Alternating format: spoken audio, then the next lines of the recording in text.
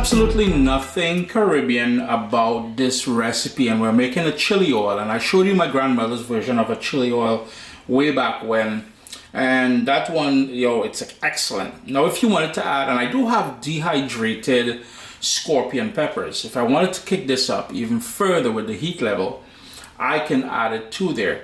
That said, while it's not a Caribbean recipe, we do have a strong Chinese influence in our culinary culture in the Caribbean for about 150 years or so. Just search Chinese in the Caribbean and you'll understand why. We also have a huge dim sum and dumpling culture in the Caribbean, especially in Trinidad and Tobago. So while it's not directly a Caribbean recipe, it will fall right in place for those of you who likes chili oil. Of course, we need oil, and I have vegetable oil there. 1 cup of vegetable oil. You can put 1.5 cups if you wanted. If you wanted more stronger, you can go 3/4 cup. Did I say 3/4 cup? 3/4 cups. That's my Trini accent. Anyhow, TH becomes D. 3 cups of 1 cup of vegetable oil or 3/4 cups of vegetable oil, totally up to you. Chili flakes, scallion, sesame seeds, that's just white sesame seed.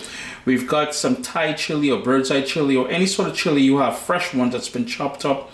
I've got hoisin sauce here, a bit of grated ginger. You can leave that out if ginger is not your thing, but it adds a lovely flavor to things. Some white sugar, some light soy sauce, salt, chicken powder, like bouillon powder, like chicken stock powder. We've got cilantro. We've got, did I say, yeah, I said light soy sauce, so this is the black Chinese vinegar, and of course some finely chopped garlic. Don't worry about the ingredients. In about 24 hours, I will put the printable recipe up on CaribbeanPod.com, and one of the only reasons why, well, beyond the fact that I know a lot of people would be interested in it, because of that dumpling and dim sum culture we have in the Caribbean, after I posted a teaser of this on Instagram, I was making some steamed dumplings. Everyone asked, well, man, it's one of the most requested recipes of 2024 so far. Chili oil, let's rock it, man. We've got the minced garlic, the scallion or green onions. You may call it spring onion, depending on where in the world you are based. That chopped up chili pepper or bird's eye chili or whatever you tend to use. If you want to make it really spicy, of course you can use Scotch bonnet pepper. This is a sort of a balance between heat and flavor. So while you may want it to be overly spicy, that is a personal choice. In goes that white sesame seed. And lastly, we've got the chili flakes. That's just dried chili flakes. And most of these ingredients, well, basically all of it, I got at my local Asian supermarket. With those ingredients in my bowl, and you need a really thick bowl. I failed to mention that earlier. What we're gonna do now, and you notice the oil is missing, I am heating the oil on a medium-high flame until I start seeing smoke. You want it really hot, because that's what's gonna go in here. It's gonna cook all the stuff we have in there, and it's going to pull out all of those nice flavors from the chili flakes, the pepper, the garlic, scallion or onions, the sesame seed, all of those things. So we're going to pour that in there, and then the supporting cast of ingredients will go in after. So be mindful, you need a thick bowl, and 2, it can be a little bit dangerous because we're dealing with piping hot oil.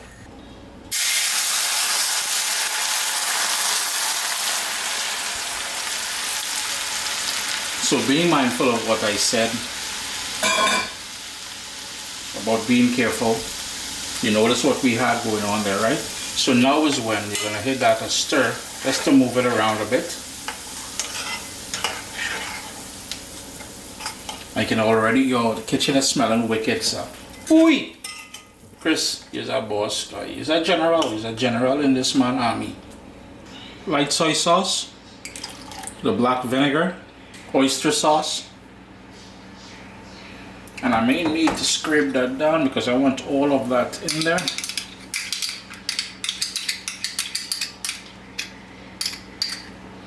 I think earlier I may have said hoisin, but it is oyster sauce. I can't remember what I said at the very at the very start, but it is oyster sauce to be 100% correct with you.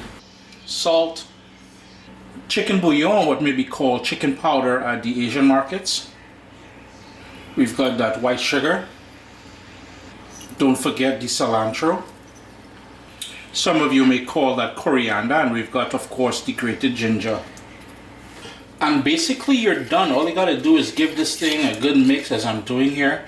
And you gotta love that deep color and the specks of greenery that ginger is gonna...